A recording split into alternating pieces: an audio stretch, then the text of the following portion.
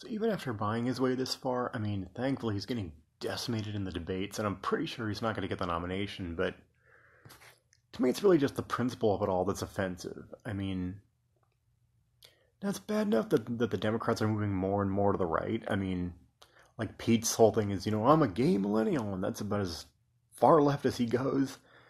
Or, I mean, Biden certainly acts like a Republican with flipping out on climate activists and immigrants and all that, but Bloomberg's even worse. I mean, he was a literal Republican about 7 minutes ago. I mean, and titles change nothing. I mean, just the fact that he has that D next to his name doesn't erase all the things that he did or his horrible policies or the people that he hurt. It doesn't make those things okay. I mean, so what do you think? Like stop and frisk and blocking a minimum wage increase and banning feeding the homeless and 64 sexual assault allegations. I mean, more than Trump has even. What, that's liberal hippie shit now? And make no mistake about it, guys. It's the reason he's even in is because they're terrified of Bernie winning. I mean, because that's their whole thing. I mean, don't like the establishment Democrats. Like, their number one is not beating Trump. It's beating Bernie. I mean, and look, I mean, I love him, but even if I'm trying to be objective and take myself out of this and just think of how offensive that is, that anyone who's been victimized to say not only are we going to not denounce this, but we're just going to accept your abuser into our party because we don't want this guy who, whether you agree with him or not, he wants to make everyone's life better. He wants to relieve the economic boot off of people. He wants everybody to be paid enough to live in dignity and to not have anxiety. Where's my next paycheck going to come from? Or if I get sick, am I going to be able to go to the doctor and not go bankrupt? Oh, that guy is so horrible. I mean, we can't let him win. Just maybe. I mean, have you noticed everything with Bernie is policy substance after policy substance? It's, all right, I'm going to get you health care. I'm going to fix the system. I'm going to raise the minimum wage to $15 an hour. Just maybe that resonates with people more than, oy vey, the Democratic Party, we can't do that. And this isn't even so much about Bernie. It's about the broader point that, again, like I say, even if you're more of a moderate Democrat and he's too far left for you and you're not for him, regardless, you can't say that what Bloomberg stands for is in any way acceptable. I mean, he's not even a moderate. He's far right-wing Republican. He's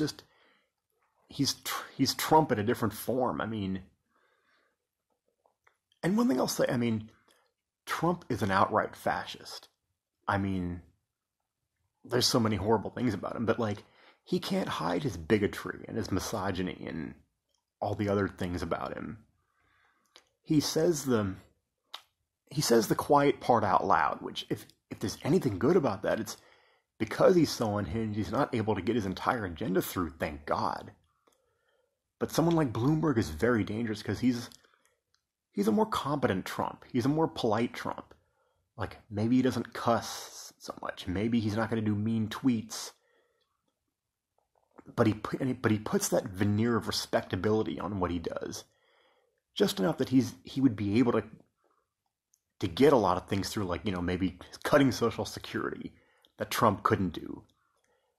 To people that don't follow politics that closely and to think, oh yeah, Bloomberg is okay. Well, he's a Democrat. He's one of us, and they're not going to oppose some of the things he does. That's terrifying. I'm not sure if he will, but it would be really epic if in one of these debates, if Bernie says, I am not friends with Donald Trump. I have never been golfing with Donald Trump.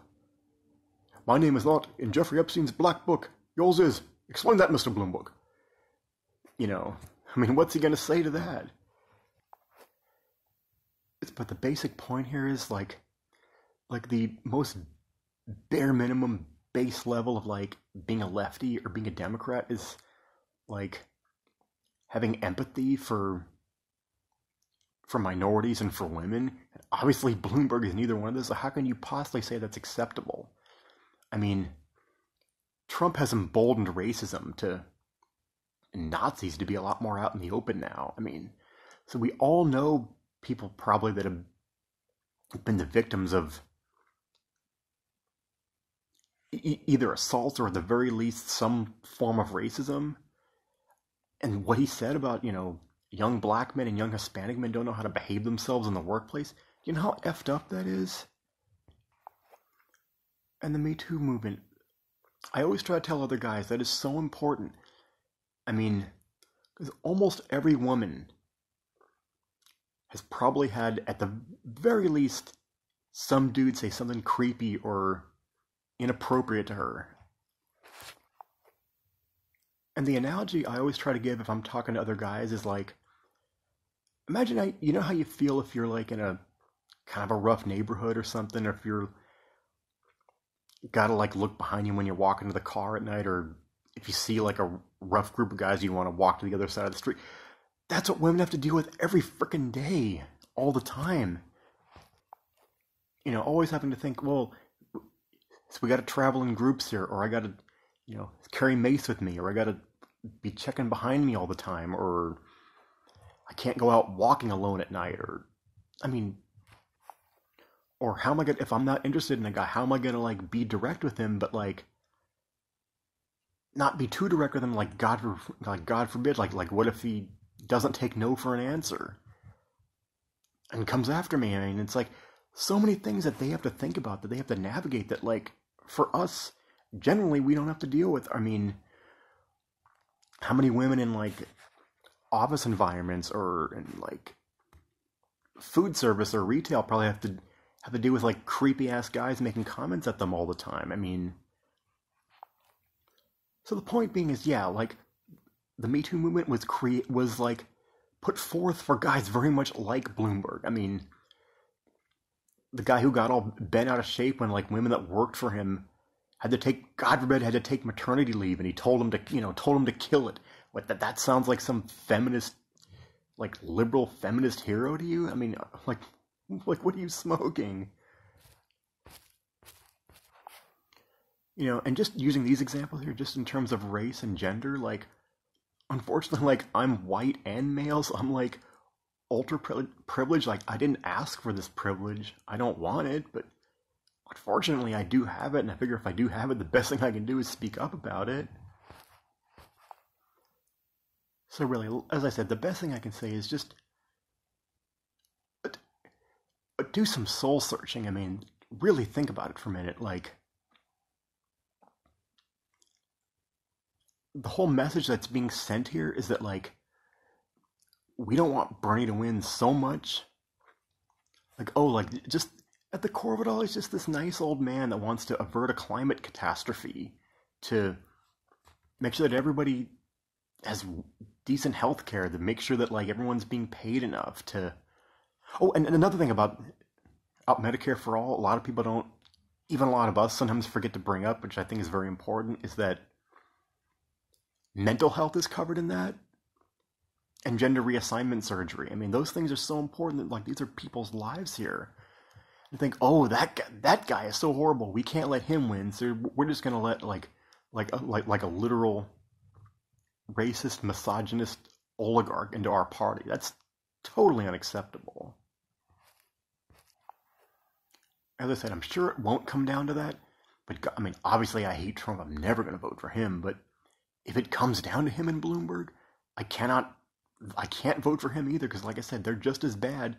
In some ways, Bloomberg is worse because he's not gonna have the pushback that Trump does. So I honestly can't say which one of them is worse. At least like one of the moderates might, if they get the nomination, at least maybe they'll pick, maybe Bernie will have a spot in the administration, or maybe they'll pick someone who's a little bit more left as the VP. But like with Bloomberg, I don't know. I mean, that's just, even if for like low information voters, I mean, like, and that's what I'm scared of, like, that he could appeal to like silent generation and boomer voters who maybe only get their news from MSNBC or something, and maybe they're not aware of all this. That's That's terrifying to me.